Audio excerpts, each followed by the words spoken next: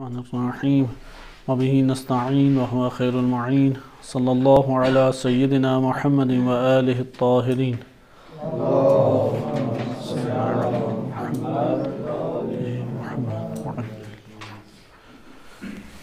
ماہ مبارک رمضان کی مناسبت سے ہماری گفتگو ملائکہ کا قرآنی تصور اس موضوع پہ چل رہی تھی۔ سورۃ القدر میں ارشاد باری تعالی ہوتا ہے تنزل الملائکۃ والروح فیہا بإذن ربہم من کل امر۔ اس آیت کریمہ کی تفسیر اور تشریح کے ذیل میں ہم آیات اور روایات سے ملائکہ کا تصور ملاحظہ کر رہے تھے۔ ہماری گزشتہ گفتگو یہ ہوئی کہ کتنی قسم کے اقوال ہیں ملائکہ کے بارے میں، فرشتوں کے بارے میں، یعنی فرشتوں کی حقیقت کیا ہے، بات کے مراحل نہیں، آیا فرشتہ جسم رکھتا ہے یا نہیں، یہ بات کی بات ہے۔ پہلے دیکھیں کہ وہ حقیقت کیا ہے فرشتے کی، فرشتہ آیا مادی مخلوق ہے یا غیر مادی مخلوق ہے۔ اس بارے میں مختلف ہمارے پاس نظریات تھے۔ متکلمین کا نظریہ ہم نے پڑھا، وہ یہ کہتے ہیں کہ اجسام لطیفۃ، یہ اجسام ہیں جو لطیف ہیں، ہوائیۃ، ہوائی، لطیفہ ہوائی ہیں۔ اس کا نتیجہ یہ نکلتا ہے کہ ایک نوع مادی مخلوق ہیں لیکن لطیف مادی مخلوق ہیں۔ تقدر علی التشکل، مختلف شکلیں باشکال مختلفہ تشکل یا مختلف صورتیں اختیار کرنے کی قدرت رکھتے ہیں، اور ان کا مسکن مساوات، سماوات ہے، سماوات یعنی آسمان ہیں۔ اور اسی ضمن میں ہم نے پھر فلاسفہ کا دوسرا نظریہ پڑھا، بقیہ غیر مسلم نظریات تھے وہ ابھی انہیں نہیں دہراتے۔ فلاسفہ جہاں تک قائل ہیں وہ اس بات کے قائل تھے کہ یہ ایک مخلوق ہے جو مجرد ہے، اور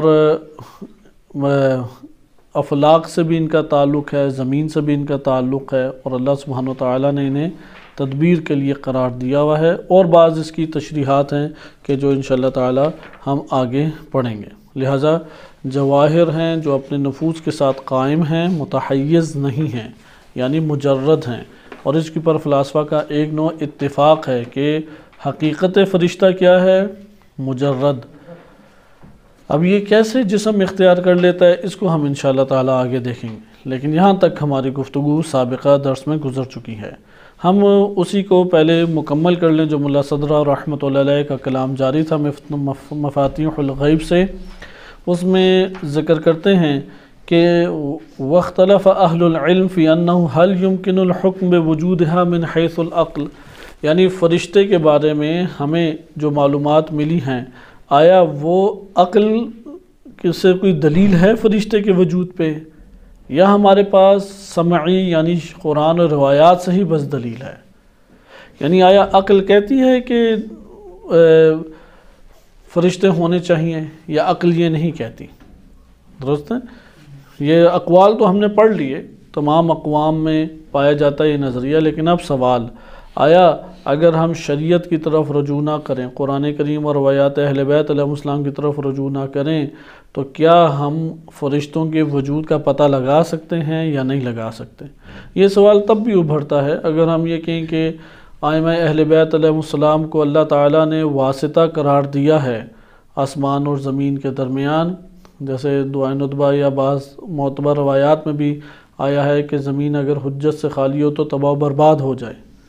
آیا قرآن اور روایات سے ہٹ کے عقل سے یہ پتہ لگایا جا سکتا ہے کہ اللہ نے انہیں واسطہ قرار دیا یا نہیں؟ یعنی اہل بیت علیہ السلام واسطہ ہیں، آیا عقل اس بات کی دلالت کرتی ہے؟ کیونکہ اگر عقل دلالت کرتی ہوتی تو سارے کے سارے مانیں یا نہ مانیں۔ اسی طریقے سے فرشتے کے بارے میں بھی یہ ہے کہ آیا فرشتے کا وجود عقل سے ثابت ہے؟ تو یہاں پہ یہ لکھتے ہیں کہ جی حکم عقل سے لگایا جا سکتا ہے، اور بعض فلاسفہ نے بلکہ فلاسفہ کا اس بات کے اوپر اتفاق ہے کہ ہمارے پاس ملائکہ کے وجود کے اوپر عقلی دلائل موجود ہیں، بعض ہمارے پاس۔ اس لیے جو قرآن اور روایات کے ذیل میں مثلا واسطے کے بارے میں آتے ہیں، اب قرآن اور روایات میں فرشتوں کے تو واسطہ بہت آشکار بیان ہوا، لیکن ائمہ اہل بیت علیہ السلام کے بارے میں جو روایات ہیں ان میں بہت ایک بڑی تعداد جو ہے وہ ضعیف و سند ہے، اس لیے دو قسم کے ہمارے پاس علماء ہیں جو روایات سے استدلال کرتے ہیں۔ ایک بڑی تعداد ہے جو یہ کہتی ہے کہ اس زمین کائنات اور مخلوق کے درمیان، اللہ اور مخلوق کے درمیان صرف ہدایت کے لیے واسطہ ائمہ علیہ السلام ہیں، کائنات کے امور میں وہ واسطہ نہیں ہیں۔ ادھر کی بڑی بڑی شخصیات ایران کی بھی قائل ہیں اس طرح کی، اور آج بھی بہت سارے مجتہدین اس بات کے قائل ہیں۔ اس کے مد مقابل ہمارے بعض علماء ہیں وہ یہ کہتے ہیں کہ کیونکہ یہ جو گروہ ہے جو یہ کہتے ہیں کہ نہیں ائمہ اہل بیت علیہ السلام مخلوق، خالق اور مخلوق کے درمیان واسطہ نہیں ہیں، وہ دلیل انہی قرآنی آیات سے لے کے آتے ہیں جن میں فرشتوں کا تذکرہ ہے، جن میں دیگر تذکرے موجود ہیں۔ تو ان میں روایات اہل بیت میں ائمہ اہل بیت علیہ السلام کا تذکرہ قرآن میں یا دیگر جگہوں پہ واضح طور پہ نہیں ہے۔ اس لیے یہ طبقہ جو گروہ علماء ہے وہ یہ کہتے ہیں کہ ہدایت میں اللہ تعالیٰ کی خلیفہ ہونے کے اعتبار سے تو حاکم ہیں وہ، اور واسطہ ہیں اہل بیت علیہ السلام، بقیہ طور پہ واسطہ نہیں ہے۔ مثلا دنیا کو چلانے کے اعتبار سے، رزق کے اعتبار سے، خلق کے اعتبار سے ائمہ اہل بیت علیہ السلام وہ واسطہ نہیں ہے، وہ اللہ تعالیٰ نے نظام فرشتوں کے ذریعے سے بنایا ہوا ہے۔ اس کے مد مقابل دوسرا گروہ ہمارے پاس شیعہ علماء کا ہے، اور اس میں بھی بڑی شخصیات مراجع اعظام اور بڑی ایک تعداد ہے، وہ اس بات کے قائل ہیں کہ اللہ تعالیٰ نے چلا، اللہ تعالیٰ ہی رہا ہے، فعل الہی ہے پوری یہ کائنات، تدبیر اللہ ہی کی ذات کر رہا ہے۔ اللہ تعالیٰ نے اپنی حکمت سے بقیہ تمام مخلوقات کے درمیان اور اپنے درمیان ائمہ اہل بیت علیہ السلام یعنی چہاردہ معصومین علیہ السلام جو کہ اس مقام پہ نور واحد ہیں، ان کو واسطہ اور ذریعہ بنایا ہے، لیکن اللہ تعالیٰ ان کی تدبیر کرتا ہے۔ یہ سارے اللہ کے ماتحت ہیں، ائمہ اہل بیت علیہ السلام، نور اہل بیت علیہ السلام، اور ان کی تدبیر کر کے ان کے ذریعے سے اللہ سبحانہ وتعالیٰ فرشتوں اور بقیہ کو عنایت فرماتا ہے۔ امر اللہ ہی کی طرف سے جاری ہے، حکمت اللہ کی ہے، تدبیر اللہ ہی کی ہے، قدرت اللہ تعالیٰ کی ہے، اللہ تعالیٰ ہر شے کے اوپر محیط بھی ہے۔ کوئی ایسی جگہ نہیں ہے کہ آپ کہیں گے فرشتوں کے مرحلے میں اللہ نہیں ہے، ائمہ اہل بیت علیہ السلام کے مرحلے میں نہیں۔ جیسے ایک حدیث قدسی بھی ہے کہ اللہ تعالیٰ ہر کسی کا شریک ہے لیکن کوئی اللہ کا شریک نہیں ہے۔ اس لیے یہ عقیدہ مسلمان ہونے کے لیے ضروری ہے، لا شریک اللہ، اللہ کا کوئی شریک نہیں ہے، لیکن اللہ کسی کا شریک ہے یا نہیں؟ جیسے ہم لوگ ایک نیک کام انجام دیتے ہیں، ہمارے اس نیک کام میں کون ہمارا شریک ہے؟ وہ اللہ شریک ہے، اس لیے اس کی اصل نسبت تو اللہ کی طرف جائے گی، جیسے معتبر روایات ہم پڑھ چکے ہیں۔ اور ہر برے کام کی نسبت وہ بندے کی طرف ہے، کیونکہ اس میں شیطان اور ابلیس شریک ہے۔ ایسا نہیں ہو سکتا کہ ابلیس کی شرکت اس میں نہ ہو، ابلیس اس میں ہمارے شریک کار ہے، کیونکہ انسان ایک وقت میں دو ولایتوں میں زندگی بسر نہیں کرتا، یا تو ابلیس کی ولایت کھینچ کے لے کے جاتی ہے، ادھر سے قدرت اس کے ساتھ متصل ہوگی تو کھینچے گی ہمیں، یا یہاں کے ہمارے پاس نورانی قدرت ہے کہ جو کھینچ کے لے کے جاتی ہے۔ اسی لیے ہم انشاءاللہ آئندہ دروس میں ایک ٹاپک پڑھیں گے کہ انسانی قلب اور انسانی نفس کے اوپر آیا فرشتہ آ کے ولایت جماتا ہے، حاکمیت جماتا ہے، یا شیطان آ کے؟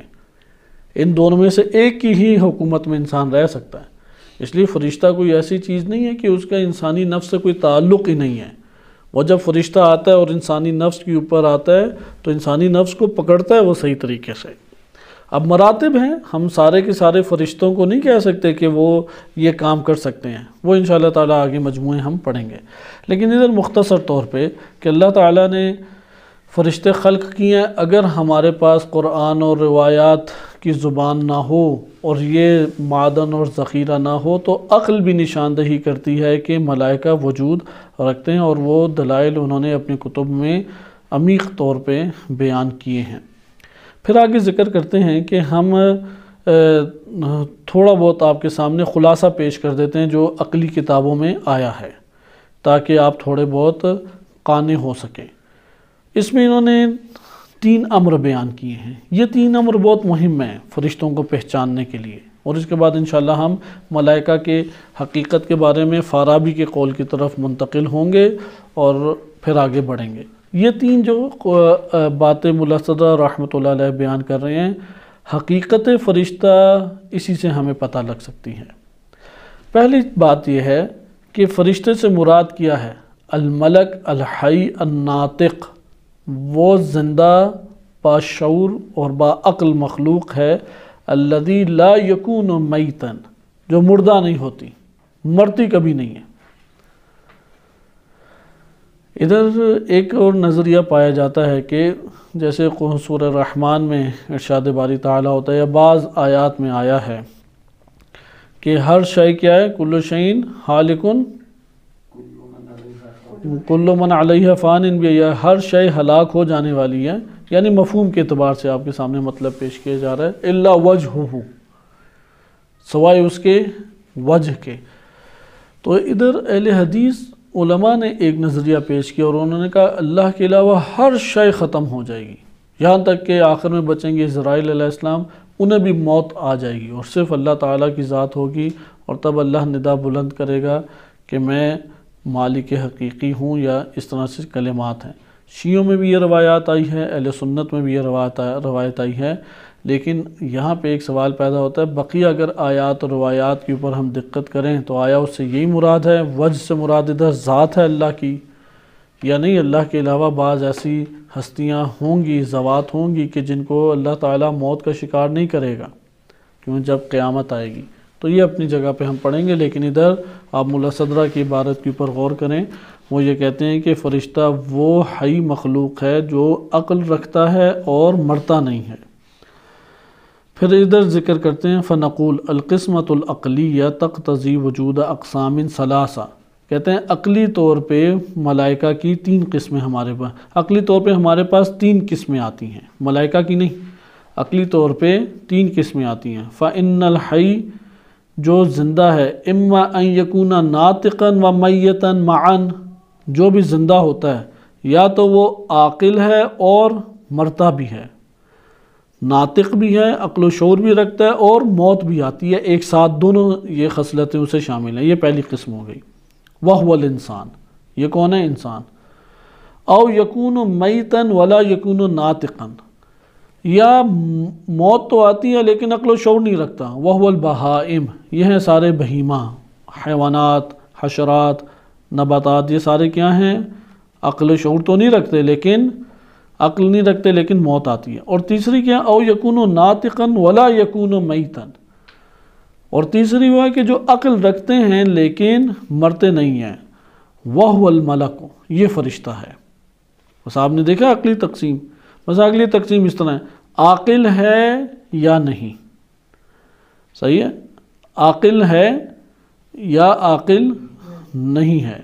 اچھا، اگر عاقل وہ ہے، کیونکہ جو عاقل نہیں ہے وہ مرتا ہی ہے، حتماً مرے گا، جو عاقل ہے وہ یا تو مرتا ہے یا نہیں مرتا، اگر مرتا ہے تو انسان ہے، نہیں مرتا تو حیوان یا یہ فرشتہ ہے، ملک ہے۔ پھر آگے ذکر کرتے ہیں وَلَا شَكَّ أَنَّ أَخَصَّ الْمَرَاتِبِ هِيَ مَرْتَبَةُ الْبَهِیمِیَّہ، سب سے پست ترین جو مرحلہ ہے وہ ہے بہیمیت۔ قرآن نے بھی اس کو وَأَضَلُّ وَأُولَئِكَ بَلْ هُمْ أَضَلُّ أُولَئِكَ كَالْأَنْعَامِ بَلْ هُمْ أَضَلُّ، کہ یہ مویشی ہیں بلکہ ان سے بھی پستر ہیں۔ اخص سے مراتب ہے، اللہ کی مخلوقات میں سب سے پسترین جو مرتبہ ہے وہ انہی حیوانات کا ہے۔ وَأَوْسَطُهَا النَّاطِقُ الْمَيِّتُ، اور درمیانہ کیا مرتبہ ہے کہ جو عقل و شعور رکھتا ہے اور میت بھی ہے۔ وَأَشْرَفُهَا النَّاطِقُ الَّذِي لَا يَمُوتُ، اور ان میں سب سے اشرف ترین، باشرف ترین کون سا ہے؟ وہ عقل و شعور رکھنے والا جو مرتا نہیں ہے۔ فَإِذَا اقْتَضَتِ الْحِكْمَةُ الْإِلَٰهِيَّةُ ایجاد اخص مراتب وَأَوْسَطِهَا، جب اللہ کی یہ حکمت قرار پائی کہ اللہ تعالیٰ سب سے پست ترین مرتبے کو بھی خلق کرے اور درمیانے مرتبے کو بھی خلق کرے، تو کیا وہ یہ تقاضا نہیں کرے گی کہ سب سے اشرف ترین خلقت کو بھی خلق کرے اور اعلیٰ ترین خلقت کو بھی خلق کرے؟ یہ پہلا نقطہ ہو گیا۔ یہاں پہ یہ جو نقطہ ذکر کیا ہے اس میں آپ دیکھیں کہ میتن سے انہوں نے تعبیر کیا ہے کہ اسے موت نہیں ہے۔ اس کو ہم حل کریں گے کہ انسان اشرف المخلوقات پھر کیسے ہے، یہ آگے آئے گا۔ یعنی یہ سوال ممکن ہے ابھرے کہ اگر فرشتہ اعلیٰ ترین ہے اور انسان اوسط ہے تو پھر تو اشرف نہ ہوا، وہ اشرف ترین مخلوق تو پھر فرشتہ ہو گیا۔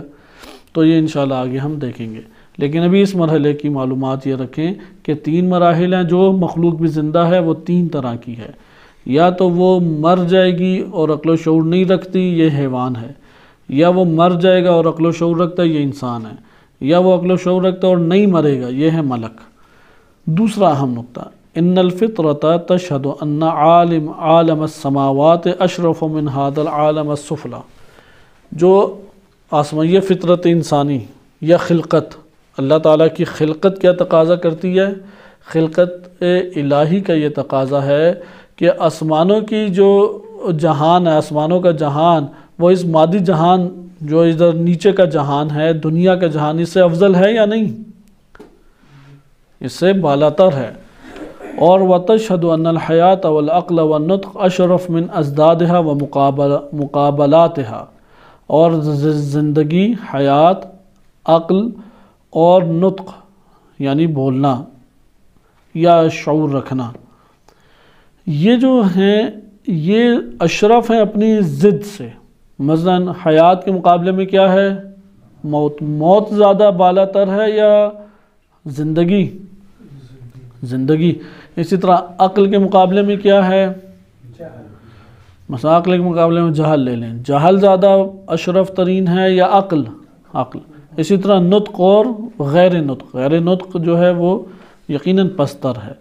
فَيَبْعُدُ فِي الْعَقْلِ أَن تَحْصُلَ الْحَيَاةُ وَالْعَقْلُ وَالنُّطْقُ فِي هَذَا الْعَالَمِ، کہ اس جہان میں جو ظلمانی جہان ہے، ملاوٹ شدہ جہان ہے، اس میں بعید ہے عقل میں یہ بات آنے والی کہ اس میں حیات، عقل اور نطق تو اللہ تعالیٰ قرار دے، اور وہ عالم جو اللہ نے، یعنی یہ جہان، اس کو نا عقلاء کہتے ہیں یہ ہے جہان ظلمت۔ یہ دنیا کا جہان کیا ہے؟ ظلمت ہے۔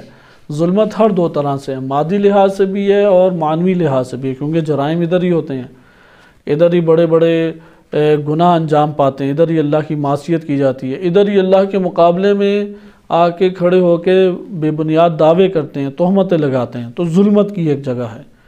پھر اس جہان کے اندر ہمارے لیے چیزیں چھپی ہوئی ہیں، آشکار نہیں ہے ہمارے لیے، صحیح ہے؟ یعنی ایک حد تک تو ہر چیز آشکار ہو سکتی ہے، لیکن ہماری ادھر قدرتیں، آنکھوں کی قدرت ہی بہت کم ہے، ظلمتیں ادھر پائی جاتی ہیں۔ تو وہ بیان کرتے ہیں کہ عقل اس بات کو بعید سمجھتی ہے کہ ظلمتوں میں اللہ تعالیٰ عقل اور حیات کو اور نطق کو رکھے، اور وہ جو عالم انوار ہیں ادھر عقل اور شعور نہ ہو، یہ والی مخلوق نہ ہو، ادھر حیات نہ ہو، یہ کیسے ہو سکتا ہے؟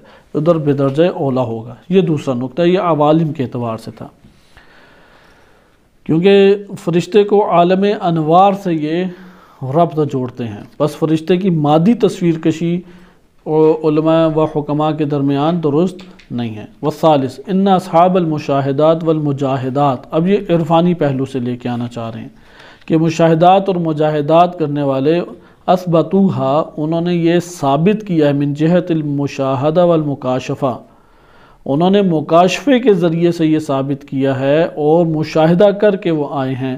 وَأَصْحَابُ الْحَاجَاتِ وَالضَّرُورَاتِ أَثْبَتُوهَا مِنْ جِهَةٍ أُخْرَى، اسی طرح وہ لوگ جو مجبوریوں کا شکار ہو جاتے ہیں اور حاجات کا شکار ہوتے ہیں، انہوں نے بھی اپنے دوسری طرف سے، وہ لوگ بھی ہمارے پاس ہیں جنہوں نے یہ مشاہدہ کیا اور ثابت کیا۔ وَهُوَ مَا يَشْهَدُ مِنْ عَجِيبِ آثَارِهَا فِي الْهِدَایَةِ إِلَى مُعَالَجَاتٍ النَّادِرَةِ الْغَرِیبَةِ، کہ بعض لا علاج بیماریاں ہوتی تھیں، انہوں نے دیکھا کہ وہاں پہ وہ علاج پا گئیں، اور عجیب و غریب بعض ایسی چیزیں ہیں کہ جن کی ترکیب ممکن نہیں ہے، ان کی ترکیب وجود میں آتی ہے، ادویات ہیں یا دیگر چیزیں ہیں۔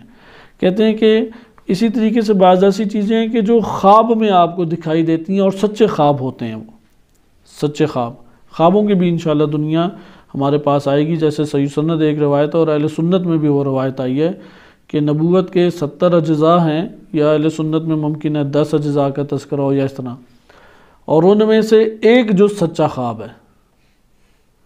یعنی اگر کسی نے یہ جاننا ہے کہ نبی کو نبوت کے میں خوابوں کے ذریعے سے جو حقیقت آشکار ہوتی ہے اس کی کیا کیفیت ہوتی ہے، تو وہ مومن جس نے رویا صادقہ دیکھا ہے وہ جان سکتا ہے اس سے۔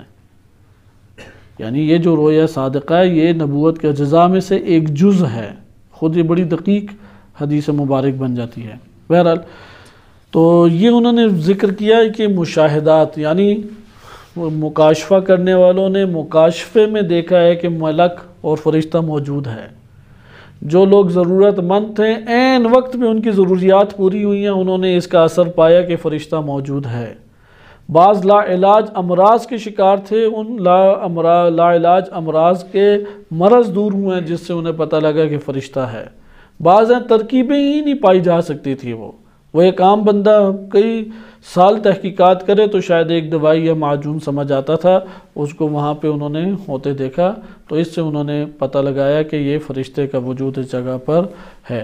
حتیٰ کہ ہم دیکھتے ہیں کہ حرم اہل بیت علیہ السلام جاتے ہیں، اب بہت تواتر کے ساتھ یہ واقعات آئے ہیں، جو تبرکات اور جو کرامات ہیں حرم ائمہ اطہار علیہ السلام یا بیت اللہ خانہ کعبہ کی برکات ہیں، ان برکات میں وہ برکت کیسے نصیب ہوتی ہے؟ مثلا ایک شخص گیا، وہ لا علاج ڈاکٹروں نے کہا ہوا تھا، حرم امام رضا علیہ السلام گیا، وہاں پہ اللہ تعالیٰ نے اسے شفا عطا فرمائی۔ اب اللہ تعالیٰ نے ہی عطا فرمائی، کیونکہ جس نے بھی اس کو شفا کا سبب بنا، اس کی بقا، اس کی حیات، اس کا وجود، اس کی قدرت، اس کی ولایت، یہ سب کی سب چیزیں کون عطا کر رہا ہے؟ وہ اللہ کی ذات عطا کر رہا ہے۔ اگر اللہ تعالیٰ نہ چاہتا تو ائمہ اطہار علیہ السلام کسی کو دے سکتے ہیں کچھ؟ اصلاً نہیں دے سکتے۔ ائمہ علیہ السلام وہ اس بات کا بار بار اقرار فرماتے تھے، گریہ اللہ کی بارگاہ میں فرماتے تھے، الہی لا تکلنی الی نفسی طرفۃ عین ابدا، ایک لحظے کے لیے بھی مجھے میرے نفس کے اوپر مت چھوڑنا، لا اقل ذالک ولا اکثر، نہ اس سے قلیل اور نہ اس سے زیادہ، وإلا میں ہلاک ہو جاؤں گا۔ کیونکہ یہ خدا ہے کہ جس نے ہر شے کو تھاما ہوا ہے، اللہ کی ذات ہے جس نے ہر شے کو بقا دی ہوئی ہے۔ اب حرم امام رضا علیہ السلام ایک شخص جاتا ہے، اس کا علاج ہو جاتا ہے، وہ علاج کیسے ہوا؟ مثلا وہاں پہ یہ فرشتوں کے آثار ہیں، کیونکہ فرشتے انشاءاللہ آگے ہم ایک ترتیب عوالم کی پڑھیں گے تو اس کے ذیل میں ایک حد تک آئے گا کہ ائمہ اطہار علیہ السلام کو اللہ تعالیٰ نے ان فرشتوں کے اوپر حاکمیت و ولایت و خلافت دی ہے، اور یہ فرشتے تابع ہیں ان کے، لہذا امام رضا علیہ السلام کی طرف کوئی رجوع کرتا ہے تو وہ اللہ کے اذن سے، خدا کی دی ہوئی ولایت سے فرشتے کو حکم دے سکتے ہیں۔ اب وہ کیا آگے چلتا ہے اس کی طرف ہم توجہ نہیں کرتے ہیں۔ مثلا ڈاکٹر ہے، اس نے دوائی دی تو دوائی نے اثر کیا، لیکن اللہ کے حکم سے، اللہ کی مشیت سے، باذن اللہ، بے مشیت اللہ۔ تو یہ بھی اسی طریقے سے ہے کہ وجود ملائکہ اس طور پہ ہمارے پاس ثابت ہے، اور اس کے علاوہ ہمارے پاس قطعی ادلہ آئی ہیں، قرآن کریم کی آیات ہیں، روایات کثیر ہیں، یہ جو دلائل، نقلی دلائل ہمارے پاس موجود ہیں، اس سے بھی ثابت ہوتا ہے کہ ملائکہ موجود ہیں۔ اس سے اگلی فصل ملا صدر رحمۃ اللہ علیہ نے کثرت ملائکہ اس کے اوپر قائم کیا ہے کہ اس کو ہم بعد میں دیکھیں گے، لیکن ایک اہم جو ملائکہ کے بارے میں نظریہ ہے وہ ہیں بہت بزرگ شخصیت جو غیبت کبریٰ صغریٰ کے اختتام کے اوپر گزری ہیں، فارابی کی ہے، 339 ہجری میں فارابی گزرے ہیں۔ انہوں نے ایک کتاب لکھی ہے فصوص الحکم۔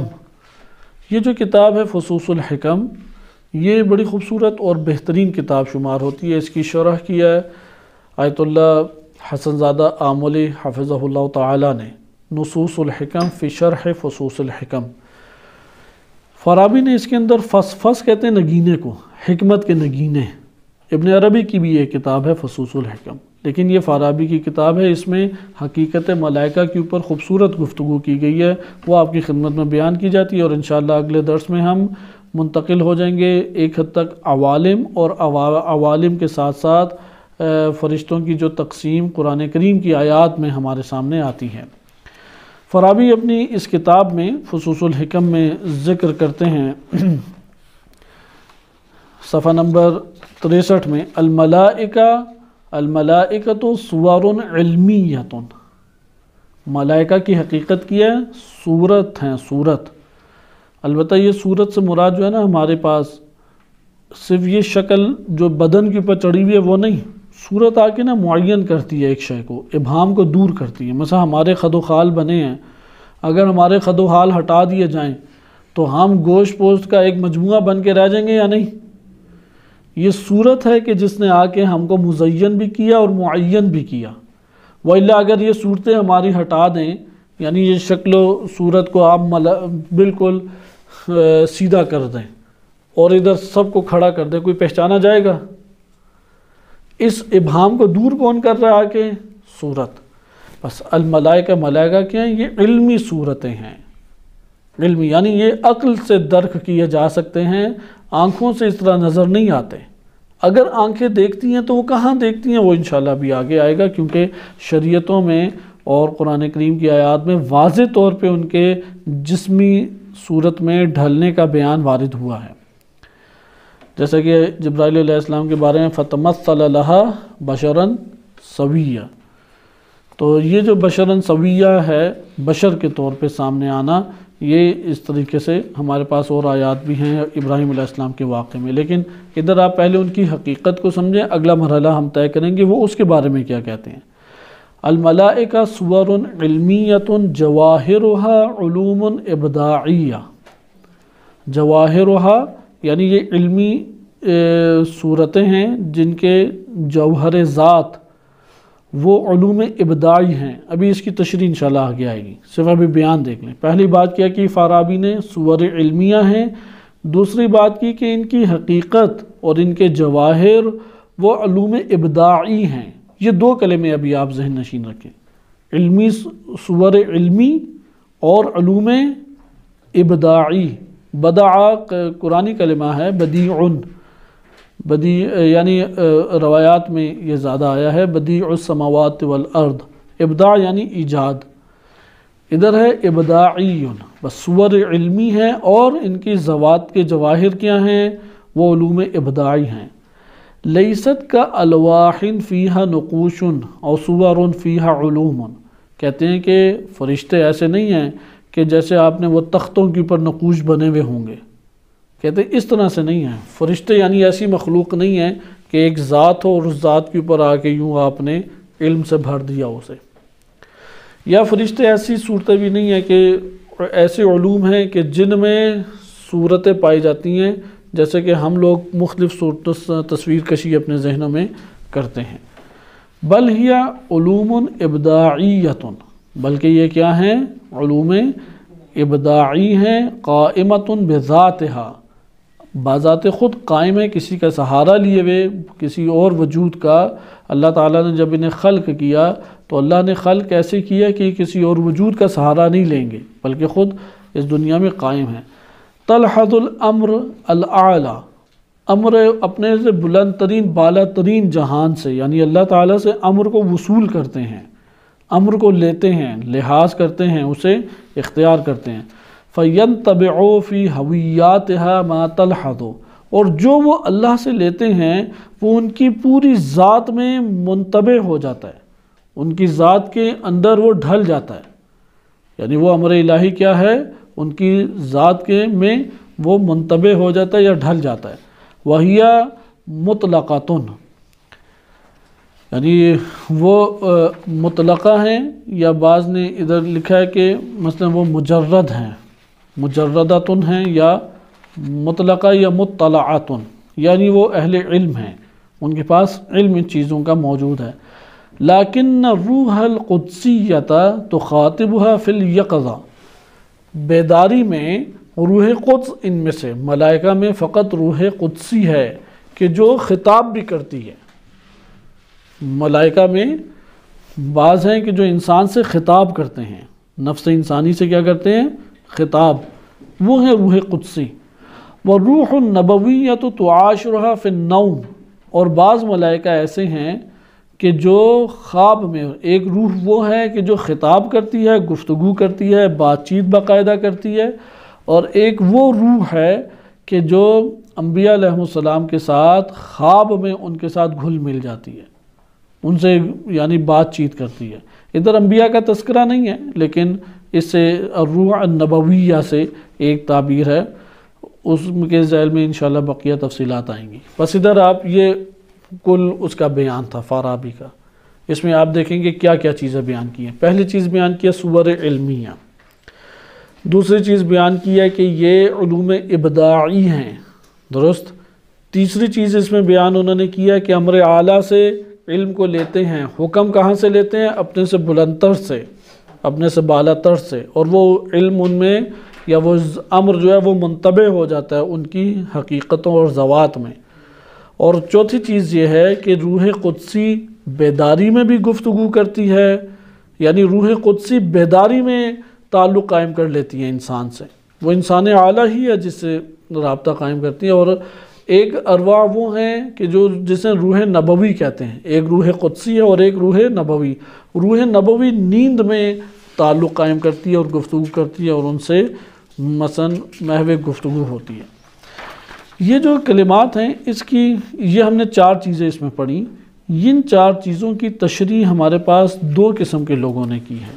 ایک تو ہے نصوص الحکم علی فصوص الحکم، یہ ہے آغا حسن زادہ عملی نے ایک اس کی شرح کی ہے، اور ایک ہے غازانی اسماعیل غازانی، انہوں نے شرح کی ہے، یہ پہلے کے ہیں۔ آپ کے سامنے دونوں کے مطالب تیزی سے ذکر کیے جاتے ہیں کیونکہ یہ سب سے دقیق ہمارے پاس فلاسفہ کے گروہ میں سب سے دقیق بیان وہ یہی آیا ہے، لہذا اس سے ہمارے پاس حقیقت فرشتہ عیاں ہو جائے گی اور ہم اس کے بعد انشاءاللہ تعالی اگلے مرحلے میں داخل ہوں گے۔ غازانی نے اس طرح سے لکھا ہے کہ ملائکہ کا صور علمی، کیونکہ کتنی چیزیں تھی دوبارہ دہرا لیں تاکہ ذہن نشین رہیں، صور علمی، علوم ابداعی، امر اعلیٰ کو لحاظ کرنا اور اس کا منتبع ہونا، اور جب گفتگو کی بات آئی اور تعلق کی بات آئی تو لفظ انہوں نے روح استعمال کیا۔ اس تعبیر کے مطابق ملائکہ اور روح میں حقیقت کے اعتبار سے فرق نہیں ہے، صحیح ہے، کاموں کے اور امور کے اعتبار سے ممکن ہے فرق ہو۔ روح قدسی جو ہے وہ بیداری میں خطاب گفتگو کر لیتی ہے، اور روح نبوی جو ہے وہ خواب میں ملاقات کرتی ہے۔ غازانی نے ذکر کیا ملائکہ کا صور علمی سے ہونے سے مراد یہ ہے کہ جو ان کی حقیقت اور ذات ہے فرشتوں کی وہ ہے معقول، یعنی وہ ہیں عقول ہیں، عقول یہاں پہ ہمارے پاس عوالم کے اعتبار سے آتا ہے۔ ایک ہمارے پاس عالم عقل ہے، ایک عالم مثال ہے، اور ایک عالم مثلا یہ مادی ہے۔ عالم عقل کو ہم اپنی دینی زبان میں قیامت سے بھی تعبیر کرتے ہیں، عالم جو خیال ہے اس کو ہم برزخ یا ملکوت سے بھی تعبیر کرتے ہیں، اور عالم مادی کو عالم دنیا سے تعبیر کرتے ہیں۔ عوالم کا جس کے پاس جتنا کم علم ہو اتنی اس کی دینی معرفت قلیل ہوتی ہے، یہ ذہن نشین رکھیں۔ جس کی عوالم کی معرفت زیادہ ہے وہ دینی طور پہ بھی زیادہ آپ کو گہرا انسان نظر آئے گا یا محکم متدین نظر آئے گا۔ اس کا بڑا گہرا تعلق ہے ان عوالم کی زندگانی سے۔ عوالم کا قرآن کریم نے بہت تفصیل سے تعارف کرایا ہے، مثلا قیامت کا تعارف قرآن نے کرایا ہے، اس جہان کا تعارف قرآن کریم نے کرایا ہے، انسانی نفس کا تعارف قرآن کریم نے کرایا ہے۔ تو ایک تشریح جو ہے عوالم کی اور خلقت عوالم کی وہ ہمارے پاس روایات کے اور آیات کے تناظر میں آتی ہے، اور ایک تشریح ہے جو فلاسفہ سے ہمارے پاس آئی ہے، متکلمین سے آئی ہے۔ ملا صدرہ رحمۃ اللہ علیہ اس بات کے مدعی ہیں کہ جو کچھ قرآن اور روایات نے عوالم کی حقیقت کے بارے میں بیان کیا ہے فلاسفہ نے بھی وہی بیان کیا، صرف زبان میں اصطلاحات کا فرق ہے، اور یہ بات زیادہ درست معلوم ہوتی ہے۔ اس کے مد مقابل بعض ہمارے علماء ہیں جیسے علامہ مجلسی ہیں یا مرزا محمد مہدی اصفہانی وغیرہ ہیں، وہ یہ کہتے ہیں کہ نہیں، فلاسفہ نے جو بیان کیا وہ کوئی اور معنی رکھتا ہے اور یہ کوئی اور معنی رکھتا ہے۔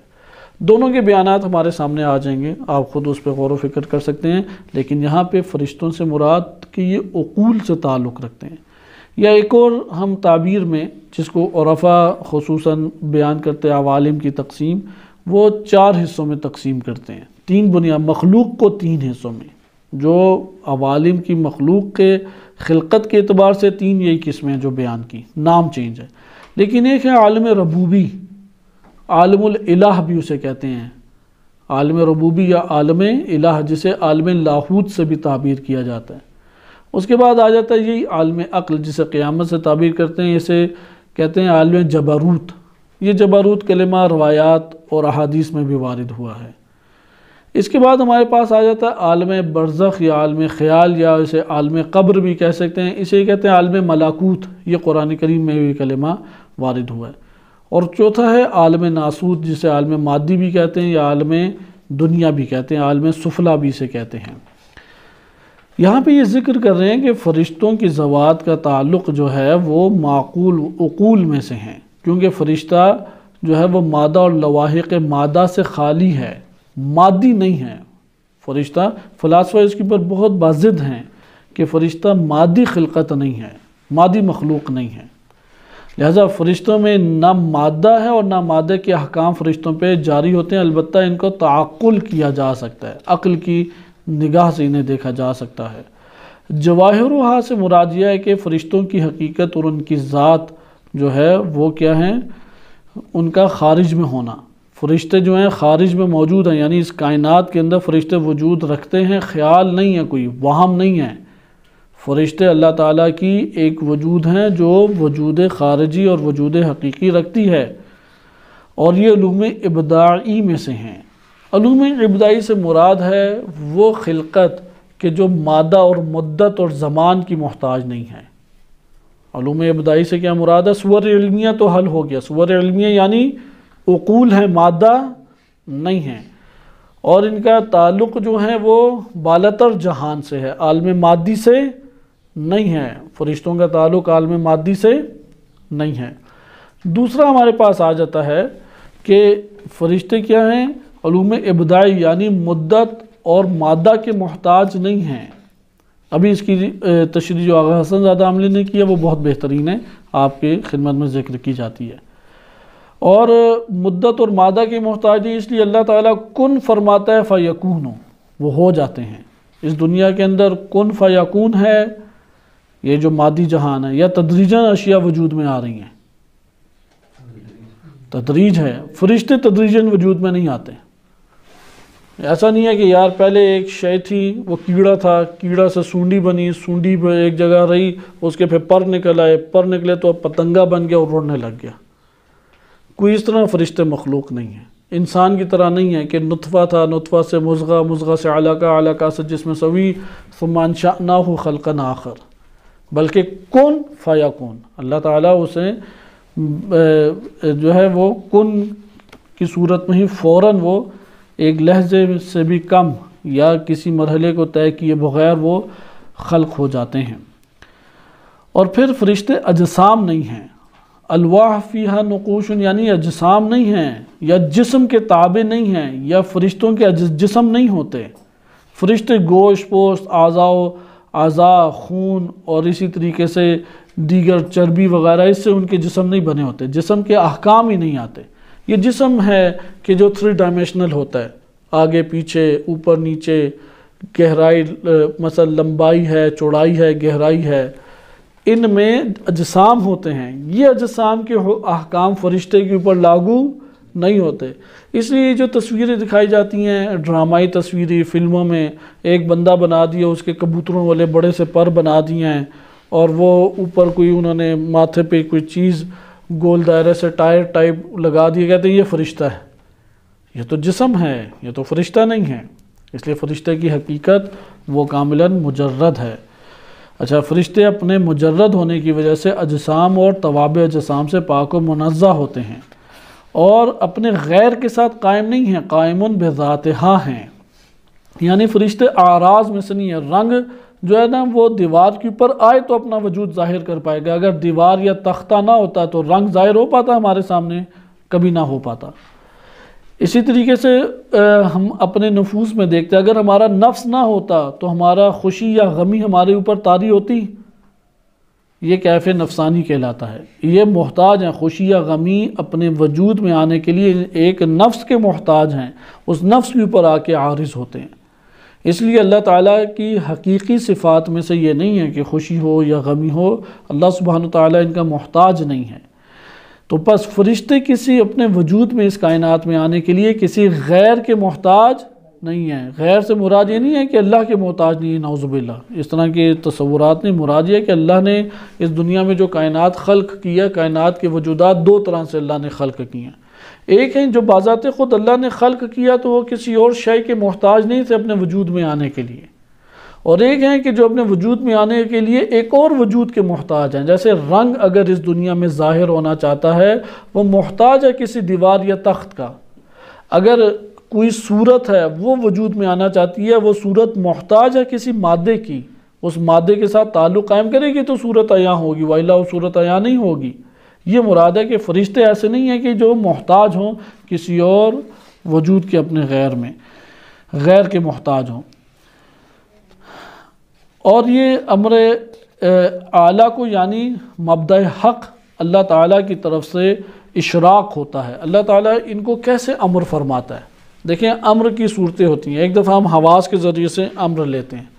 آیا فرشتوں کی کوئی حواس ہیں کہ وہ حواس کے ذریعے سے ایک شے کو لے رہے ہیں؟ ایسا نہیں ہے۔ ایک دفعہ ہوتا ہے ایک شے اندر ودیعت کی جاتی ہے، اندر ڈالی جاتی ہے، اندر اس کو نورانی طور پہ اس کو مثلا منعکس کیا جاتا ہے، منطبع کیا جاتا ہے۔ فرشتوں کے ساتھ اسی طریقے سے فرشتوں کے کوئی حواس نہیں ہیں کہ انہوں نے اپنے حواس مثلا آنکھ کے ذریعے سے منتقل کیا صورت کو، کان کے ذریعے سے باتوں کو منتقل کیا، ایسا نہیں ہے۔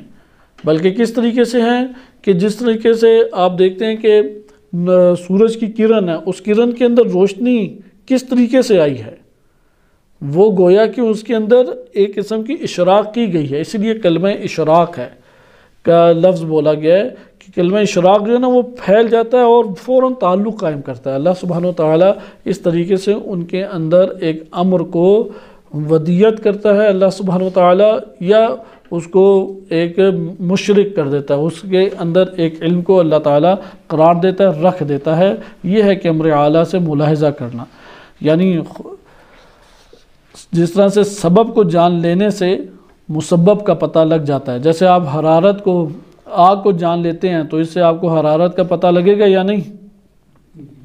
پتہ لگ جائے گا۔ اسی طریقے سے اللہ سبحانہ وتعالیٰ ان کو علم عطا کرتا ہے، تو علم عطا کرنے کی وجہ سے انہیں اشیاء کا، پھر دیگر اشیاء کا بھی پتہ لگتا چلا جاتا ہے۔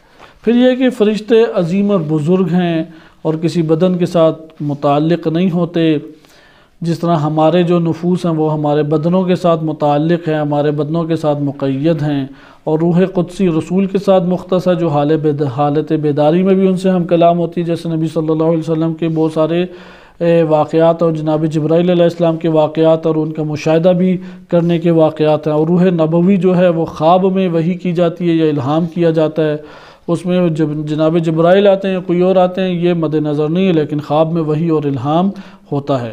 اور یہاں سے ہمیں یہ بھی معلوم ہوتا ہے کہ ایک اعتراض اٹھایا جاتا ہے کہ اگر آپ یہ کہتے ہیں کہ وہ بدن کے ساتھ مقید نہیں ہے، فرشتوں کے بدن نہیں ہوتے، فرشتوں کے اوپر جسم کے احکام جاری نہیں ہوتے، بدن کے احکام جاری نہیں ہوتے، تو سوال پھر تو بہت سارے لوگوں نے اور انبیاء علیہ السلام نے ملائکہ کا مشاہدہ کیا اور واضح طور پہ شریعتوں میں آیا ہے۔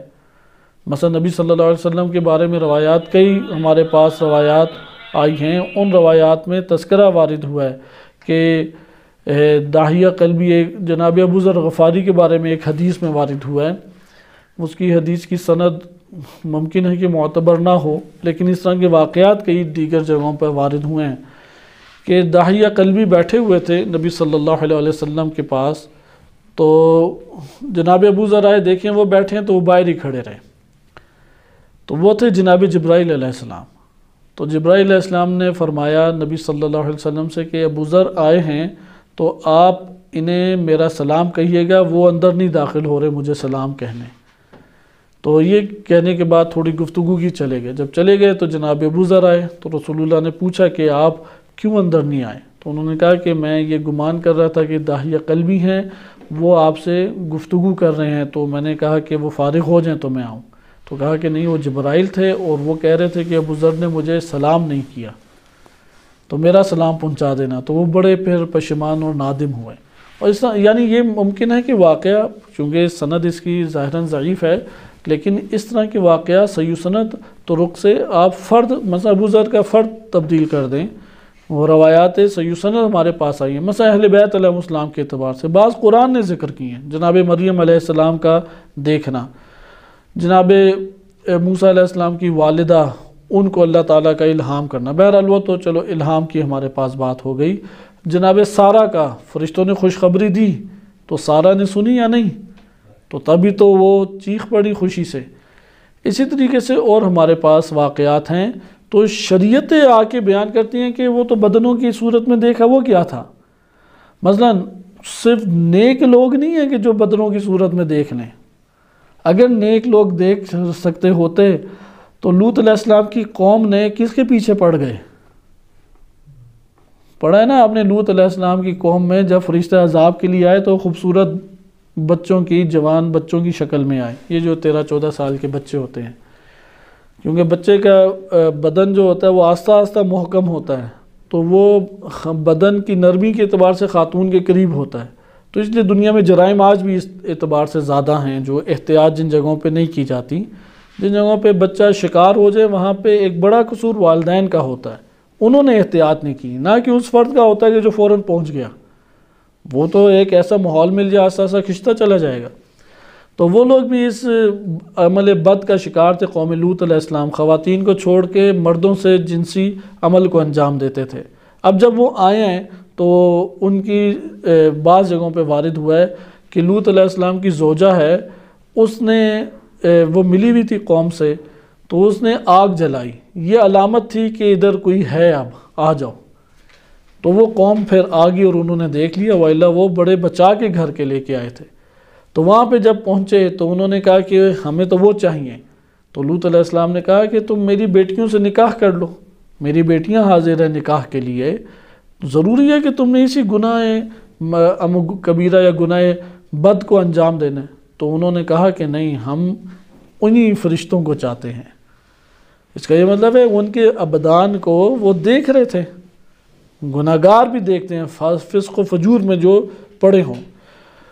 اس کے علاوہ بھی موت جب آتی ہے تب بھی فرشتے نظر آ جاتے ہیں. جب حضرت اسرائیل علیہ السلام آتے ہیں تو ہر ایک کو پتہ لگ جاتا ہے، جو بھی مرتا ہے اسے پتہ لگ جاتا ہے کہ اب میں بچنے والا نہیں ہوں، اس لیے اس کی حالت ہی تبدیل ہو جاتی ہے.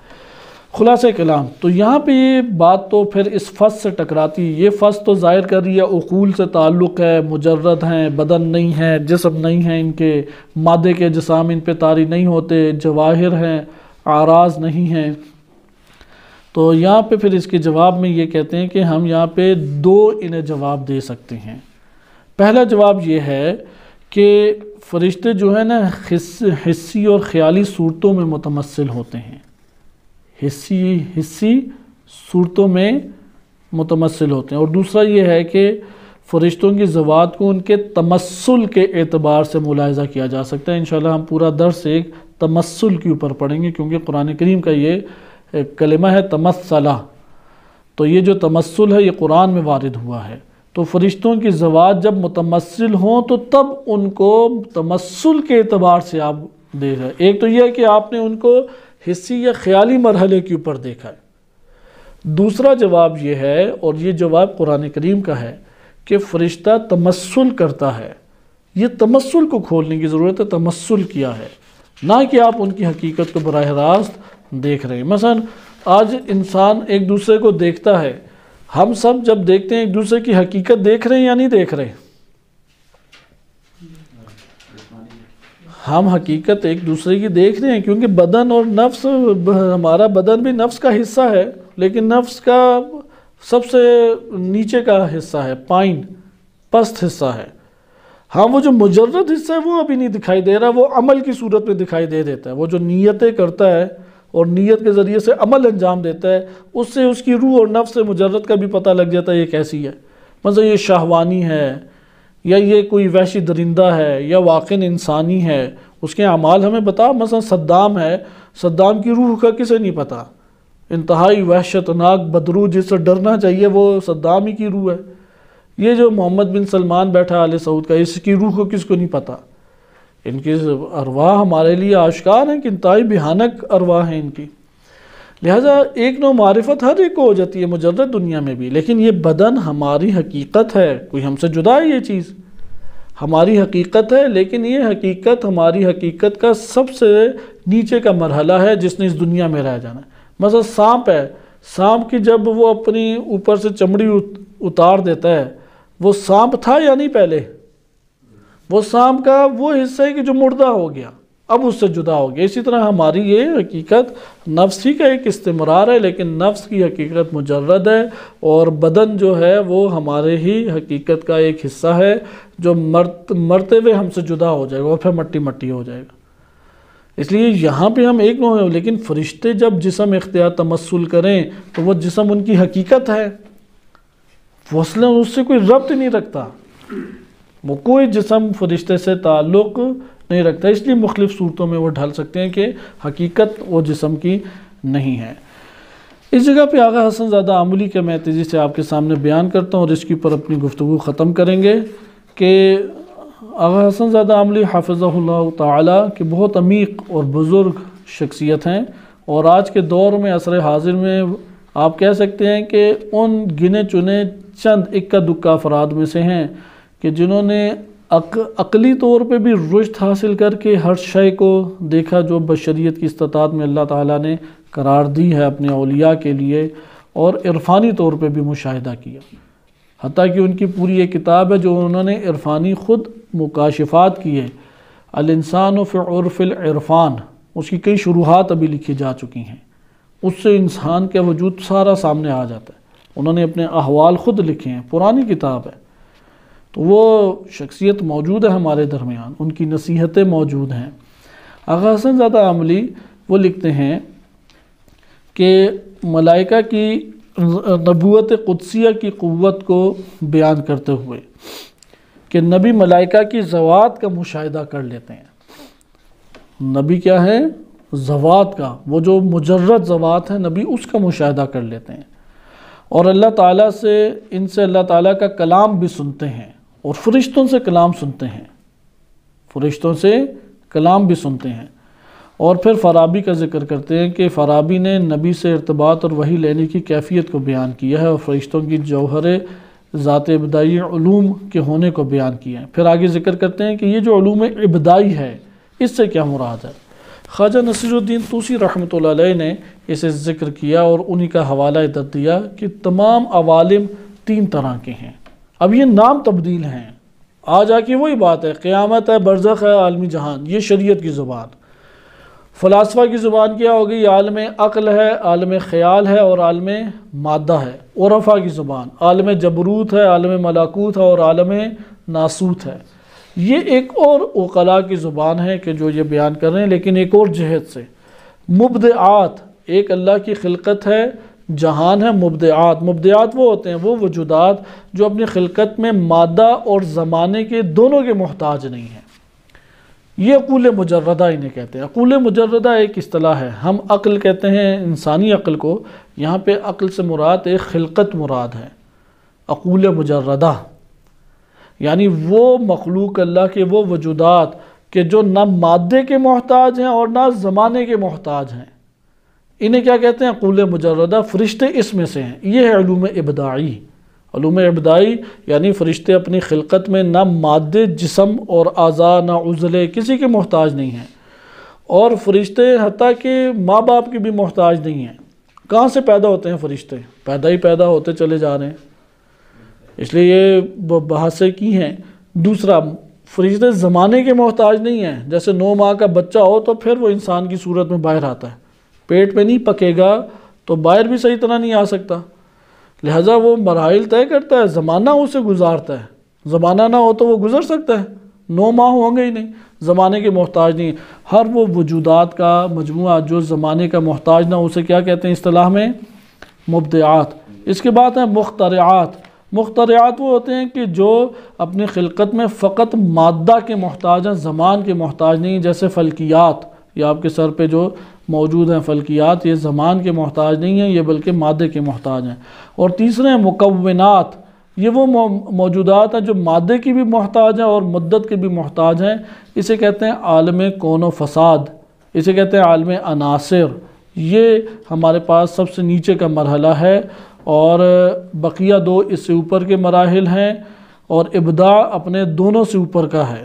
ہم مکونات میں انسان آ جاتے ہیں، اور امیر المومنین علیہ السلام کے ایک کلام سے انہوں نے اس کو استدلال کیا۔ امام علی علیہ السلام کا غرر الحکم میں ایک فرمان موجود ہے، یہ حدیث نمبر 75 بنتی ہے یا 5418 نمبر حدیث۔ اس میں امام علی علیہ السلام سے غرر الحکم قدیمی کتاب ہے، 5ویں صدی ہجری کی، 6ٹھی صدی ہجری کی کتاب ہے۔ اس میں امیر المومنین علیہ السلام سے سوال کیا گیا عن العالم العلوی، اوپر کے جہان کے بارے میں، امام علیہ السلام نے فرمایا سور عاریۃ عن المواد، کلمے پہ غور کریں، سور عالم علوی کیا ہے؟ ابھی آپ پہلے اس کیا ہے؟ مبدعات، مخترعات اور مکونات، ان میں سب سے اوپر کا کون سا جہان؟ مبدعات، بقیہ دو سے اوپر کا ہے نا۔ اب آئیں امام علی علیہ السلام کے قول میں، عالم علوی علوف سے ہے، اوپر کا سب سے اوپر جہان کون سا ہے؟ امام علی علیہ السلام نے کیا فرمایا؟ سورن، صورتیں ہیں، عاریتن، عاری یعنی خالی ہونا، اردو میں یہ لفظ استعمال ہوتا ہے، مثلا فلاں جو ہے وہ شرم و حیا سے ہی عاری ہے، یعنی ہے ہی نہیں، لباس سے عاری ہے یعنی لباس نہیں ہے، یعنی سور ہیں جو عاری ہیں، کس سے عاری ہیں؟ عن المواد، مادے سے خالی ہیں۔ آگے دیکھیں، خالیت عن القوت والاستعداد، قوت اور استعداد سے بھی خالی ہیں، جیسا بنا دیا بس ویسے ہی رہیں گے، ان میں ترقی نہیں ہوتی، انسان میں ترقی ہوتی ہے۔ یہ آگے نہج البلاغہ میں بھی ہم پڑھیں گے فرشتوں کا، کیونکہ ابھی ہم روایات میں آ جائیں گے، عقلی دنیا سے نکل کے روایات میں، تو روایات کے پھر مضامین آپ کو بڑے دلچسپ لگیں گے کہ ایمان نہج البلاغہ میں ہے کہ جو رکوع میں ہیں وہ قیام نہیں کرتے، کھڑے نہیں ہوتے، جو کھڑے ہیں وہ رکوع نہیں کرتے، جو سجدے میں اس سجدوں سے نہیں اٹھتے، یہ اللہ نے ایک فرشتوں کی بھرمار خلق کی بھی ہے۔ تو یہ ہے کہ قوت اور استعداد سے خالی ہیں۔ تجلی لہا فاشرقت، اللہ ان کے لیے متجلی ہوا تو یہ روشن ہو گئے، چمک اٹھے، یعنی اللہ تعالیٰ ان کے لیے روشن ہوتا ہے تو یہ بھرپور طریقے سے علم سے بھر جاتے ہیں، یعنی یہ ڈائریکٹ اللہ تعالیٰ سے ایک تعلق اور ربط رکھتے ہیں کہ اللہ ان کے لیے متجلی ہوتا ہے۔ وہ کیفیت بیان کر دی جو ہمارے لیے نہیں حل ہو رہی تھی کہ وہ امر اعلیٰ کو لحاظ کیسے کرتے ہیں، پیچھے پڑھا نا ہم نے، امر اعلیٰ سے لیتے ہیں، امر اعلیٰ سے کیسے لیتے ہیں؟ اللہ ان کے لیے متجلی ہوتا ہے۔ قرآن میں آیا نا کہ رب جو ہے وہ متجلی ہوا تو پہاڑ کیا ہو گیا؟ ریزہ ریزہ ہو گیا۔ اللہ نے انہیں اتنا قوی بنایا کہ اللہ ان کے لیے متجلی ہو تو نہیں ہوتی یہ ریزہ ریزہ، یہ چمک اٹھتے ہیں، یہ مشرق ہو جاتے ہیں۔ وَطَالَعَهَا بِنُورِهِ فَتَلَأَتْ، کہ جب اللہ تعالیٰ اپنے نور سے ان کے سامنے مطلع ہوا، یعنی طلوع فجر کہتے ہیں نا، روشن ہونا، ظاہر ہونا، اللہ اپنے نور کے ذریعے سے ظاہر ہوا تو یہ چمکنے لگے، تلألأت یعنی چمکنے لگے۔ وَأَلْقَ فِي هَوِيَّتِهَا مِثَالَهُ، تو ان کی ہویت میں، ان کی حقیقت میں اللہ نے اپنی مثال کو ڈال دیا۔ فَأَظْهَرَ عَنْهَا أَفْعَالَهُ، پھر اللہ نے ان سے اپنے افعال کو ظاہر کیا۔ اللہ کے سارے افعال کس سے ظاہر ہو رہے ہیں؟ انہی فرشتوں سے پھر ظاہر ہوئے۔ یعنی امام علیہ السلام کی دیکھیں زبان کتنی فلاسفہ کی زبان سے واضح، آسان، بہترین، منظم اور دقیق ہے۔ یہ ہے کہ اش کر اٹھتے ہیں جب یہ فلاسفہ اور عرفا امیر المومنین علیہ السلام کے محضر میں آتے ہیں کہ وہ چیزیں آہستہ آہستہ حل ہونے لگ جاتی ہیں کہ اللہ تعالیٰ کا۔ اب ہم تجلی پہ دیکھیں، تجلی کیا ہے، تجلی لہا، پھر دیکھیں فاشرقت، وہ منور ہو گئے، پھر اپنے نور سے اللہ سبحانہ وتعالیٰ ان کے سامنے طلوع ہوا تو پھر کیا ہو گیا؟ نور کے ذریعے سے، یہ نہیں ہے کہ آپ ادھر بے نور ہی ہٹا دیں، بے نور ہی کے بڑی قیمت ہے۔ وَطَالَعَهَا بِنُورِهِ فَتَلَأْلَأَتْ، تو تلألأت روشن ہونا، چمک جانا، اور پھر کہ ان کی ہویت میں اللہ نے اپنی مثالوں کو رکھ دیا، اللہ کی مثال اس کے اندر رکھ دی۔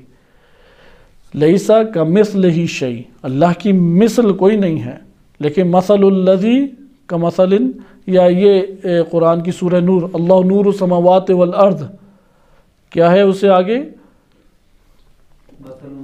مثل نورہ، اس کی مثل ہے، تو ادھر مثل سے مثال ہے، لیسا مثل اللہ کی نہیں ہو سکتی، لیکن مثل ہے۔ وَأَلْقَ فِي هُوِيَّتِهَا مِثَالُهُ، اللہ نے اپنی مثال ان میں ڈال دی۔ جب اللہ نے مثال اپنی ڈال دی تو یہاں سے پھر فرشتوں سے اللہ کے افعال صادر ہونے لگ گئے۔ اللہ کے افعال ہیں لیکن ان سے ظاہر ہو رہے ہیں اور ان سے صادر ہو رہے ہیں۔ انشاءاللہ اس کے بعد کا ہم مرحلہ اگلے درس میں پڑھیں گے۔ صلی اللہ علیہ سیدنا محمد وآلہ الطاہرین۔